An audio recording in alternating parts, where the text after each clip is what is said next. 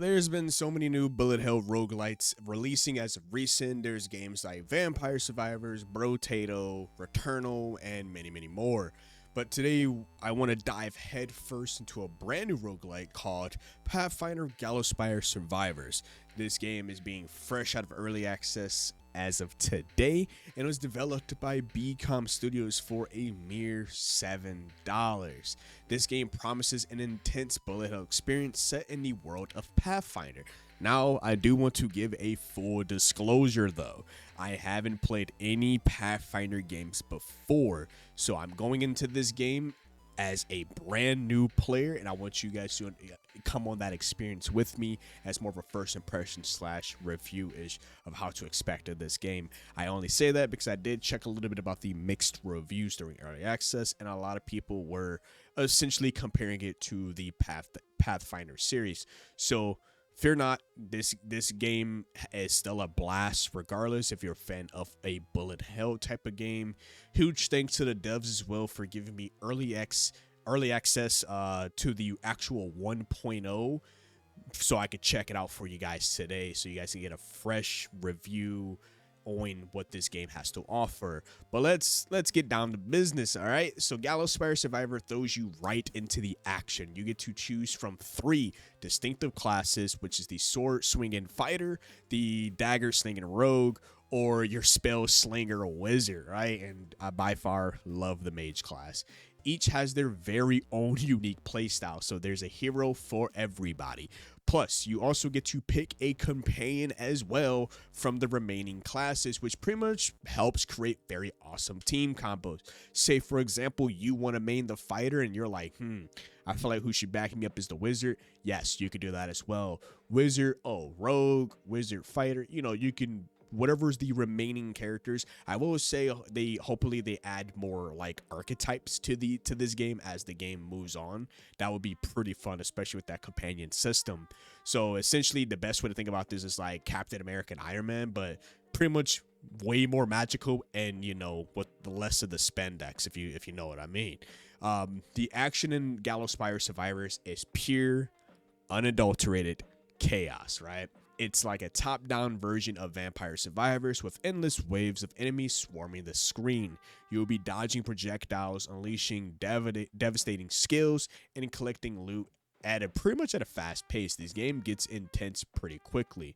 But speaking of loot though, there is a fun dice roll mechanic that is tied to the chest, which basically gives the game the feeling of D&D. The higher you roll, the better gear you get. It adds a nice layer of risk and reward to every treasure hunt while you are traveling through the Spire trying to upgrade your characters. You're getting chased down, they're all on your back, and then also when you're trying to obtain these like the chests or the companion upgrade level, you have to stay still in that given radius in order for the chest to be opened, which basically adds a little bit more of how difficult this can be, because unlike games like Vampire Survivor where just by moving around you just level up and you can be able to choose what you want next, no, in this one they kind of made it more real time, so I actually have to sit still in that given radius and make sure while defending myself, weaving in and out of attacks.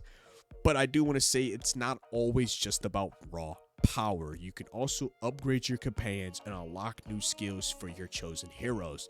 There are even special areas, as I was saying earlier, that are dedicated to powering up your AI partner, basically making them a true force to be reckoned with. So there's multiple things on any side each level, which there's your XP chest, which is your AI upgrading side of things. You have your actual chest, then you have your collectibles, which is basically a passive upgrade throughout the game, but I'll get a little bit to that later. Now, I do gotta say this game can get pretty intense. While the initial progression might feel smooth, the battles quickly do ramp up the difficulty. It's a constant dance between offense and as well as defense, keeping players definitely on the edge of their seat. But hey, that's really what makes a good roguelite, right? The feeling of pushing yourself to that very limit and trying to achieve that sweet, sweet chef's kiss victory. You're definitely gonna be trying to manage between how defensive you want to be and how offensive you want to be, how like quick and engaging you want to be with the enemies, and just trying to weave in and out. it definitely gets very difficult, as these games do. If you ever do feel overwhelmed, they do have a feature which I was very surprised to see and thought I was honestly tripping, but they have a 2-player co-op. So essentially you can have a friend team up with your favorite, class combo and mow down hordes of enemies. Now, no, I did not have a friend during this, so I actually did not get to try out, but in the main menu you can see a 2-player option, so that's actually pretty cool as well. But wait, there is more. The game also does throw in a potion shop to upgrade your healing elixirs, gear drops that grant you passive buffs, individual skill trees as well for each hero, helping them become stronger and stronger with each new run. It pretty much allows players to be able to customize your playstyle and experiment with different builds to find the perfect combo for you. If you feel like you're somebody who could take on really any challenge and is simply somebody who's a seasoned survivor, Gallowspire also throws in a healthy dose of challenges to keep players on your toes. These optional objectives add an extra layer of complexity and reward you with sweet XP and in loot for completing them. It's a great way to pretty much test your skills at bobbing and weaving and dodging and fighting, while as well as completing quests along the way. I really thought that was a nice little addition as well to the game. But I do want to go over a quick rundown of everything else that this game has to offer, as meticulously crafted boss fights, which are just little bosses inside of each level that you'll come across, a diverse set of enemies across the different levels. There are plenty of the mini bosses that you will come across as well, and of course the overarching story of the game. There are, I think it said 4 or 5 specific bosses that are, and are final bosses that are pretty much test your entire way against fighting anything. Have I fought any of these bosses? No, because I am trash, but they definitely have each given level that is tailored to each of those final bosses. Plus there are also the community requested features like hyper mode, which I turned it on and off, and I didn't really realize what it actually does.